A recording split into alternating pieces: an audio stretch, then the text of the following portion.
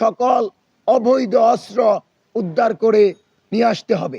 সেনাবাহিনীর মাধ্যমে এলাকা ভিত্তিক অপারেশন পরিচালনা করতে হবে। ত্রয়োদশ জাতীয় সংসদ নির্বাচনকে সুষ্ঠু, অবাধ এবং নিরপেক্ষ করার লক্ষ্যে লেভেল প্লেয়িং ফিল্ড তৈরি করতে হবে। দ্বিতীয়ত, 2রা ফেব্রুয়ারির মধ্যে শতভাগ অস্ত্র উদ্ধার করে মাঠে থাকা সকল অবৈধ অস্ত্র উদ্ধার করে নিয়ে আসতে হবে এবং জনগণের জানমালের নিরাপত্তা সম্পূর্ণরূপে নিশ্চিত করতে হবে। তৃতীয়ত, সেনাবাহিনীর মাধ্যমে এলাকা ভিত্তিক অপারেশন পরিচালনা করতে হবে।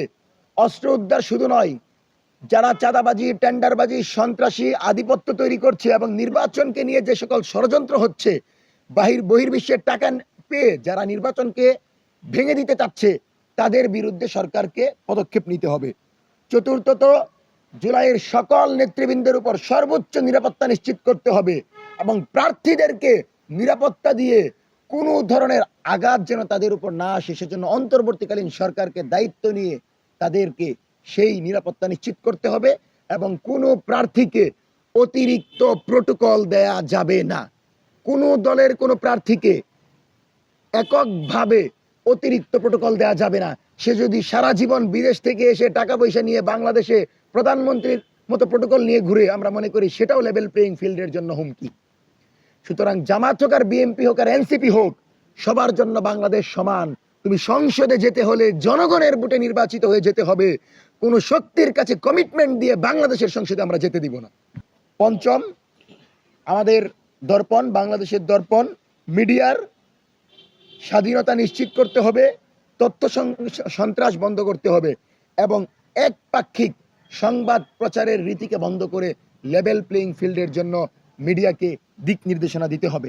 মঞ্চ 24 5টি আলটিমেটাম স্পষ্ট দিয়েছে এবং আপনাদেরকে জানিয়ে দিচ্ছি, আপনারা জানেন কিনা জানি না, যদি পরিবেশ না হয় জনগণ কিন্তু মাঠে নেমে আসবে। যদি পরিবেশ না হয় বাংলাদেশে কিন্তু নির্বাচন করা সম্ভব হবে না। কারণ সুষ্ঠু নির্বাচনের বাহিরে গিয়ে মনের মতো দলকেন্দ্রিক নির্বাচন দিবেন আর সংসদে বসে বলবেন আমরা জনগণের প্রতিনিধি, আওয়ামী লীগের মতো, হাসিনার মতো, সেই সুযোগ আপনাদেরকে দেওয়া হবে না। হাসিনাকে যেভাবে বাংলাদেশ থেকে তাড়ানো হয়েছে, যদি কোনো ফ্যাসিবাদী নির্বাচনের মাধ্যমে সংসদে 300 আসনে আপনারা বিজয়ী হন, 300 আসনে যারা যাবে, এদের একজন যদি ফ্যাসিবাদী কোনো কাঠামো তৈরি করে, এদের একজন যদি আওয়ামী লীগের কোনো পৃষ্ঠপোষকতা করে, তাহলে এদেরকে সংসদ থেকে কিভাবে বের করে বাংলাদেশের জনগণের সামনে রেখে বিচার করতে হয় সেটা আমাদের জানা আছে। 12 তারিখের সংসদ নির্বাচন যদি করতে চান, লেভেল প্লেইং ফিল্ড তৈরি করেন। লেভেল প্লেইং ফিল্ড ছাড়া 12 তারিখে বাংলাদেশে কোনো নির্বাচন হবে না। আমাদের রক্তের উপর দিয়ে দাঁড়ানো ইন্টারিমকে আমরা এক বিন্দু ছাড় দিব না যদি তারা এক দল কেন্দ্রিক কোনো নির্বাচনের দিকে যায়, তারা যদি এক 11 নির্বাচনের দিকে যায়। সুতরাং এই বিষয়গুলোকে আমলে নিয়ে সরকার দ্রুত সময়ে পদক্ষেপ নিবে, সে আশাবাদ ব্যক্ত করে মঞ্চ 24-এর আজকের সংবাদ সম্মেলন এখানে সমাপ্ত করছি। একটি ছোট্ট ঘোষণা দিতে লেট হলেও জরুরি ঘোষণা।